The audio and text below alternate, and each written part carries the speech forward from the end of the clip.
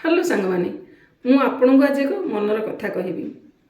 आपण जेते कोमल हुअंतु ना कहीं, आपण जेते भल हुअंतु ना कहीं, आपण जेते भल देखा जातु ना कहीं, एवं आपणकर जेते सहिबा शक्ति रहुना कहीं, आपण जेते अन्य आगे मुंड नुआंतु ना कहीं, जो व्यक्ति आपण को खराब भावुथिबो, जो व्यक्ति आपण प्रति नेगेटिव माइंड रखिथिबो, से केबे भी आपण को कौन सी परिस्थिति भी भल पाइबो नाही।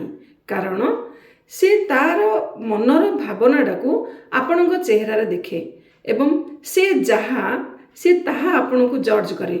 तेणु कौन सी परिस्थिति भी कौन सी समय भी कौन सी बा केबे भी से आपण को भल पाइबो नाही बा आपणकर प्रशंसा करिबो नाही। एवं सबु समय आपण को नहीं ता मन भितरे बहुत समस्या देखा दूथिबो एवं से आपण को पछरे रही आपण को बहुत घात प्रतिघात देवा पई चेष्टा करुथिबो एवं से आपण को सब बेले पछपट गोटे छुरी धरी रहिथिबो।